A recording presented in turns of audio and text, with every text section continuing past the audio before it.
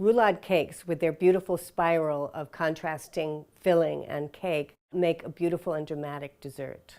But in some ways, you're fighting the laws of physics. The cake rolls best when it's warm, but a warm cake will melt the filling. In this video, I'll show you how to make a cake that rolls beautifully and keeps the filling cool. The real secret to making a roulade is to pre-roll the cake while it's still hot out of the oven, like this one, because that trains the cake so that it will roll back up more easily with the filling once it's cooled. Then we unroll it, and when it's cool, we'll roll the filling in it, and that way the shape will already be in its memory and it will roll very easily. So, as you take it out of the oven, loosen it from the sides of the pan with a paring knife. Separate it from the paper from the edges.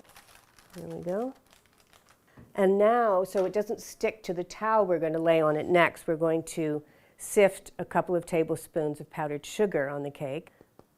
This is an almond cake, but if you're working with a chocolate cake, you can use cocoa here, so the cake isn't dusted all white. But the idea is to prevent it from sticking.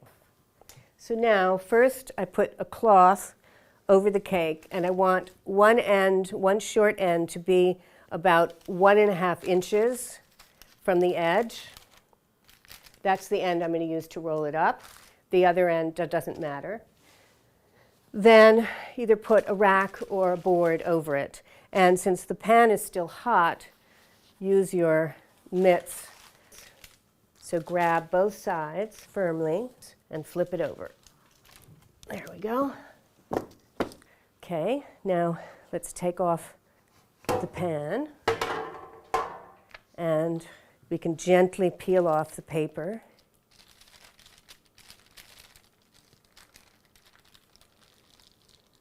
Okay.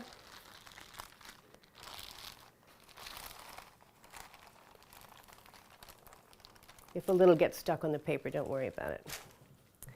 All right, so now we're going to do our pre-roll.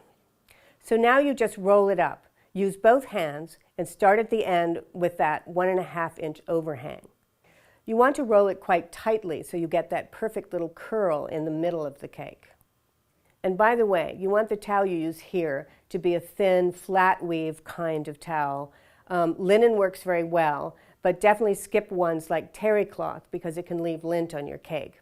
And be sure you're not using fabric softener or scented detergents when you wash them, because that can also transfer to the cake and give you some unintended aromas.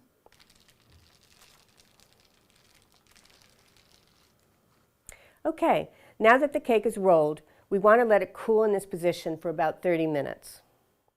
So now we're going to unroll the cake.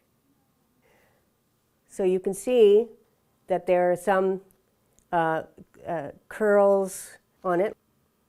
If you see any little cracks here, don't worry about it. When you roll the cake up again, you won't see them. So now we've trained it. You see how this side is curled up? That's going to be in the middle. That's good. So when we re-roll it when it's cool, it will be easy to roll up again. So now we're going to let it cool completely for about 10 to 15 minutes. So now we're going to make our filling. It's very simple. It's just seedless raspberry jam, and then I'm going to put some fresh raspberries in it. The first thing you want to do is to loosen up the jam. You can sort of whisk it with a fork, it's fine. That looks good. So now I'm going to add the berries and just crush them against the side of the bowl to mix them in. You don't want to crush too deeply because it'll just release a lot of juice, just enough to combine them with the jam. There we go. So now we'll spread the filling on the cake. So let's get it all on the cake first. And now we want to spread it so that we have about 1/2 inch on the sides and about 1.5 inches on this far edge, because otherwise if you put it too close to that edge, it'll squish out as you roll it up. And evenly, 1/2 inch over here.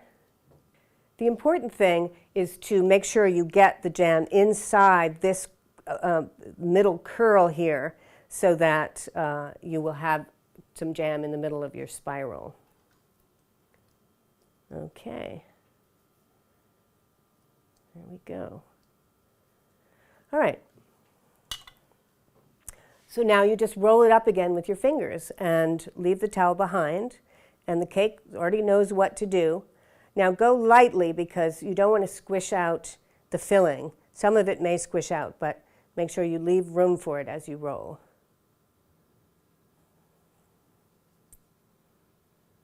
Great. See? It knows exactly what to do. So sometimes a crack may appear as it has here, but that'll get covered by your frosting. So I'm just going to move it up so it's right in the middle, and I'll be putting whipped cream on top so you won't even see it. So now we're going to cut the ends of the cake. Just use a serrated knife with a sawing motion because this is going to be very pretty and what your guests will see. And then use 2 large spatulas to move the cake onto your serving platter. Over time, the jam filling will seep into the cake, so plan on serving it soon after you've added the filling.